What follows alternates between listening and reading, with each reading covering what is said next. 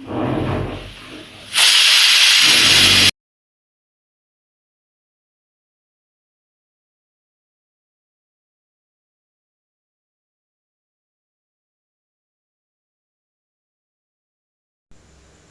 वालेकुम everyone, welcome back to another video. उम्मीद करती हूँ आप सब लोग बिल्कुल खैरियत से होंगे, ठीक ठाक होंगे और बहुत खुश होंगे। अल्हम्दुलिल्लाह मैं भी यहाँ बिल्कुल ठीक ठाक हूँ। मैं अपना ये व्लॉग अपलोड कर रही हूँ तकरीबन 7 महीने के बाद, और उसका क्या क्या रीज़न है वो इस व्लॉग में मैं बताऊँगी ज़रूर आपको, तो आपने ये व्लॉग एंड तक देखना है।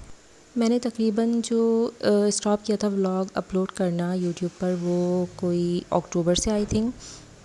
अक्टूबर से जो मेरी हालत थी कुछ ज़्यादा ही टाइट हो चुकी थी, तो इसलिए मेरी हिम्मत भी नहीं होती थी रिकॉर्ड करने की कुछ भी, और अच्छा भी मुझे कुछ नहीं लगता था। उसका रीज़न ये था कि आई वॉज़ एक्सपेक्टिंग ट्विन्स। तो अल्हम्दुलिल्लाह अल्लाह पाक के फजल करम से मुझे ट्विन्स हुए हैं, जो कि एक बेटा और एक बेटी है। उस दौरान में मेरी सिचुएशन कुछ ऐसी हो गई थी कि मैं बिल्कुल भी अपलोड नहीं कर पाती थी कोई व्लॉग, और इवन रिकॉर्ड ही नहीं कर पाती थी, तो अपलोड क्या होगा। तो इसलिए मैंने अपना सारा फ़ोकस अपने ऊपर और अपनी फ़ैमिली के ऊपर रखा था। मेरा ऑलरेडी एक बेटा है जिसका मुझे ख़्याल रखना था, तो उसके ऊपर मेरा सारा फ़ोकस था, अपने ऊपर, अपनी तबीयत के ऊपर, कि सब अच्छे से हो, खैर खैरियत से हो। अल्हम्दुलिल्लाह सब अच्छे से हो, खैर खैरियत से हो गया। आज मेरे जो बच्चे हैं, ट्विन्स हैं, वो अल्हम्दुलिल्लाह 6 मंथ्स के हो चुके हैं और 7 में लग चुके हैं। तो अब जो है मुझे ऐसा लगता है कि हाँ, अब मैं कुछ कर सकती हूँ। इवन कर तो अभी भी नहीं सकती, लेकिन मुझे जो है करने का ये सब बहुत ज़्यादा शौक़ है, तो बस उस शौक़ ने मुझे वापस से उठा दिया है इस चीज़ के लिए। तो बस अब यहाँ पर मेरा ये व्लॉग अपलोड हो गया है, और अब इंशाल्लाह टाइम टू टाइम मैं व्लॉग अपलोड करती रहूँगी। बस आप लोगों ने करना क्या है कि बहुत सारा प्यार शो करना है मेरी इन वीडियोज़ के ऊपर। साथ में मेरे चैनल को भी ज़रूर सब्सक्राइब करना है, ताकि हर वीडियो आप लोगों तक फ़ौरन से पहुंच सके। अच्छा, पिछले जो क्लिप्स आपने देखी उसके अंदर जो है मैं पैकिंग कर रही थी, क्योंकि हम लोग जो है शिफ्ट हो चुके हैं अपने घर में। अच्छा, ये जो है सीन हुआ था तकरीबन मेरी डिलीवरी के 2 मंथ्स के बाद। जनवरी के लास्ट में हम लोगों ने शिफ्टिंग स्टार्ट की थी। ऑलमोस्ट 3 मंथ लगा सकते हैं, इतना टाइम हुआ था। तो शिफ्टिंग वगैरह करने के लिए सारी चीज़ें पैक की, और मुझे रियलाइज़ नहीं हुआ कि एक कमरे के अंदर इतना सामान कैसे हो सकता है कि डब्बे भी भर गए। फिर मुझे कुछ कपड़ों में कपड़े बांधने पड़े, कुछ चीज़ें कपड़ों में बांधनी पड़ी, और इस तरह से हम लोगों ने शिफ्टिंग की। स्टिल मेरा घर अभी तक सेट नहीं है, क्योंकि मैं ज़्यादा फोकस अपने बच्चों पर रखती हूँ, और आहिस्ता आहिस्ता हर चीज़ करती हूँ। मुझे बहुत जल्दी नहीं रहती कुछ भी करने की, क्योंकि मेन अभी जो हैं बच्चे हैं उनको देखना है, तो इसलिए अभी तक मेरा घर पूरा सेट नहीं हुआ है। हम लोगों को यहाँ पर मूव हुए हुए 4 मंथ हो चुके हैं, तो तकरीबन 4 मंथ हो चुके हैं, तो बस अभी भी ये सब चल रहा है। तो ये 2 रीज़न थे जिनकी वजह से मैं अपलोड नहीं कर पा रही थी कुछ भी। तो बाकी अल्हम्दुलिल्लाह, अब अल्हम्दुलिल्लाह सब चीज़ें सेट हैं और सब अच्छे से चल रहा है, तो इंशाल्लाह अब व्लॉग आते रहेंगे। और बस यहाँ पर मैं अपना नाश्ता बना रही हूँ अपने न्यू से किचन में। ये तब की वीडियोज़ हैं, तो थोड़ी थोड़ी जो मैंने रिकॉर्ड की थी वो सब मैं इसमें ऐड कर रही हूँ अब। तो यहाँ पर मैं अपना नाश्ता बना रही हूँ एज़ यूजुअल, जिपें खाते हुए।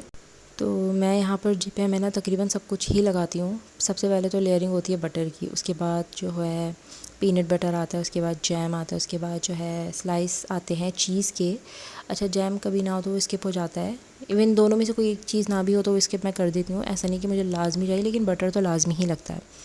अच्छा, मेरी जो सिस्टर है ना, वो मेरी स्टोरीज़ इंस्टाग्राम पे भी देखती रहती है और मेरी वीडियोस भी देखती रहती है, तो वो मुझसे यही सवाल पूछती है कि तुम रोज़ ही एक नाश्ता कैसे खा लेती हो। तो इवन जब मैं शादी होकर यहाँ पर आई थी मार्शेज में, तो मुझे भी नहीं समझ में आता था यार ये लोग कैसे खा लेते हैं, ये जिपें ये कैसे खाई जाती हैं। तो लेकिन अब जो है मैं खाते खाते मुझे आदत पड़ गई है, और अब मुझे बहुत अच्छी लगती हैं। सुबह का ये हल्का फुल्का सा नाश्ता ही होता है, तो 2 घंटे बाद वैसे ही भूख लगने लग जाती है, क्योंकि ब्रेड तो ख़त्म ही हो जाती है आपके अंदर जाके 2 घंटे के अंदर। तो ये हल्का फुल्का सा नाश्ता हो जाता है, उसके बाद फिर हम लोग टाइम से दोपहर का खाना खा लेते हैं। तो अब मुझे आदत हो गई है इसकी। और जो लोग जिपें खाते हैं, जिन जिन मुल्क में मिलती हैं तो उनको पता होगा। अच्छा, ये मॉरिशस में भी हर जगह अच्छी नहीं मिलती, कुछ कुछ जगहें जहाँ पर बहुत टेस्टी जिपें होती, खा के मज़ा आ जाता है, और कहीं पर ऐसी होती है कि खाने का ही दिल नहीं चाहता। अच्छा, मैंने यहाँ पर एक और चीज़ देखी कि जो स्लाइस वाली ब्रेड होती है ना, वो यहाँ पर इतने मज़े की नहीं मिलती। शायद हमारे एरिया में इतने मज़े की नहीं मिल रही और कहीं अच्छी मिल रही हो। तो अगर यहाँ पे रहने वाले लोग मेरी वीडियो देख रहे हैं तो मुझे बताओ कि यहाँ पे मज़े की मिलती है।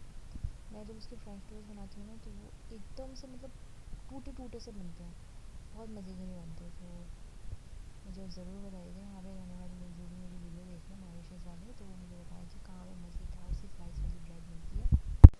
अच्छा, यहाँ पर जो ये चैडर चीज़ खाने का बहुत रिवाज है वो इस तरह है कि आप ब्रेड में स्लाइस करके डाल के खा लें, या ऐसे भी लोग खा लेते हैं।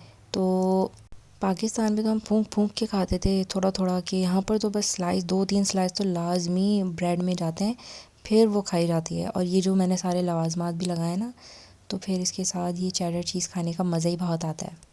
तो बस यहाँ पर मेरा नाश्ता हो चुका है रेडी। अच्छा, जब जिपें बनाते हैं ना तो ये इस तरह का गंद बहुत होता है, बहुत ज़्यादा गिरती है जिपें, इवन खाते वक्त भी बहुत गिरती है।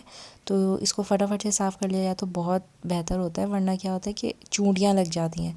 एक तो यहाँ पर चूंटियाँ इतनी आने लग गई हैं, हर चीज़ में चूंटी, मतलब जिस चीज़ में चीनी भी नहीं है, जो फीकी है उसमें भी चूंटी। तो इससे पहले कि मज़ीद गंद बढ़े चूंटियों का, तो मैं फटाफट से सारी चीज़ें साफ़ कर देती हूँ। और बस यहाँ पर अब मैं अपना नाश्ता एंजॉय कर रही हूँ मज़े से। और साथ में जो है ये एक बनाना भी मैंने ले लिया था। अच्छा, मैं डेली बेसिस पे नहीं खाती, कभी होता तो मैं खा लेती हूँ, तो आज था तो मैंने कहा चलें जी एंजॉय करते हैं मज़े से।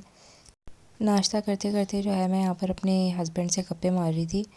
वो तो नाश्ता ऑलरेडी पहले ही कर चुके थे, तो अब मैं यहाँ पर सुकून से अपना नाश्ता खा रही थी, तो मैं साथ साथ उनसे बातें कर रही थी। और जो पीछे का बैकग्राउंड है आपने उसको इग्नोर करना है, क्योंकि वो अभी तक बिल्कुल सेट नहीं हुआ है। इवन हमारे घर का भी पेंट भी बाकी है सारा, वो जो पीछे नीचे आपको कबाड़ दिख रहा होगा वो सब भी सेट होना है। कुछ भी मैं नहीं कर पा रही होती। उसका सबसे मेन रीज़न ये है कि मेरे बच्चे, मुझे सबसे पहले उनको देखना है। और जो मेरा सबसे छोटा वाला बेटा है ना, वो तो कुछ ज़्यादा ही जो है ना, उसको प्रोटोकॉल चाहिए, उसको हर वक्त गोदी चाहिए। इवन जब भी मैं नाश्ता भी करने बैठती हूँ ना, तो उसको रोना शुरू हो जाता है, मतलब उसको माँ चाहिए, उसी वक्त ही उसको माँ चाहिए। तो अक्सर ही जो है नाश्ता या खाना खाते वक्त मुझे उसको गोद में लेना ही पड़ता है। और अगर आप उसको गोद में नहीं ले रहे ना, तो आपने बस उसके पास बैठना है, उसको बस आप दिखें। ऐसा ना हो कि उसको रूम में कोई ना दिखे। जब उसको कोई नहीं दिखता ना, तो बस तूफ़ान आ जाता है घर में। तो आप नाश्ता भी कर रहे हैं, खाना भी खा रहे हैं, तो उसको अपने पास बिठा लें या ख़ुद उसके पास जाके बैठ जाएं।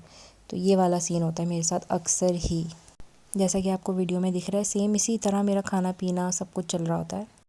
नाश्ता वगैरह करने के बाद फिर मैंने घर को थोड़ा बहुत समेटा और सफाई वगैरह की। अच्छा, मुझसे बहुत ज़्यादा नहीं सिमट रहा है अभी, जैसे कि मुझे अपने बच्चों को ही सबसे पहले देखना पड़ता है, तो बस थोड़ा थोड़ा करके मैं समेट रही हूँ हर चीज़ को।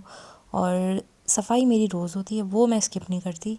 सफाई करना, पोछा लगाना, डस्टिंग करना, घर साफ़ सुथरा रहे तो वो वैसे ही अच्छा लगता है। और जब आप घर की सफाई कर लेते हैं ना अच्छे से, और डस्टिंग और पोछा वगैरह, तो एक सुकून सा हो जाता है घर में। मैंने ये चीज़ बहुत नोट की है। पहले क्या होता था शादी की शुरू में कि यहाँ पे डस्ट नहीं होती, मैं सफाई ज़्यादा नहीं करती, इवन सभी लोग नहीं करते, हफ्ते में 1 दफ़ा हो गई या 2 दफ़ा हो गई, तो जैसे ना एक भारी भारीपन लगता था। तो अब मैंने अपनी रूटीन बना ली अपने इस घर में कि मुझे चाहे कुछ भी हो जाए, तो मुझे सफाई डेली ही करनी है। तो मैं ये लाजमी करती हूँ, मैं इसको स्किप नहीं करती। सफाई वगैरह करने के बाद जो है फिर खाने का टाइम हो गया था, तो कुछ समझ ना आने के बायस फिर मैंने सोचा दाल जल्दी से बना लेते हैं, ये जल्दी भी बन जाएगी प्रेशर में। और साथ में जो है आलू का भरता।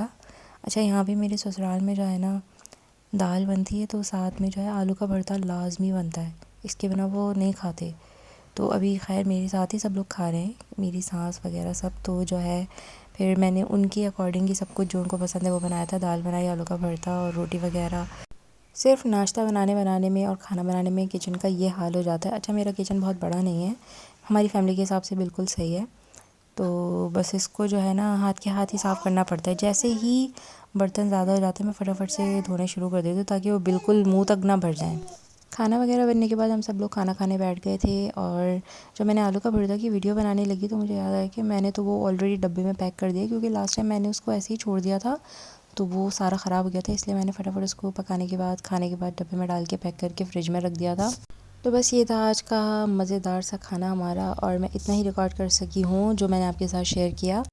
आगे जैसे जैसे ही मैं वीडियो रिकॉर्ड करती जाऊँगी तो आप लोग के साथ ज़रूर शेयर करूँगी, घर से भी रिलेटेड और अपनी डेली लाइफ से भी रिलेटेड। तो तब तक के लिए मुझे दीजिए इजाज़त, मिलूँगी इंशाल्लाह नेक्स्ट व्लॉग में। मेरे इस व्लॉग को ज़रूर लाइक कर दीजिएगा पसंद आए तो, और साथ ही मेरे चैनल को सब्सक्राइब करना बिल्कुल नहीं भूलिएगा। मिलते हैं नेक्स्ट व्लॉग में, तब तक के लिए फ़ी अमान अल्लाह।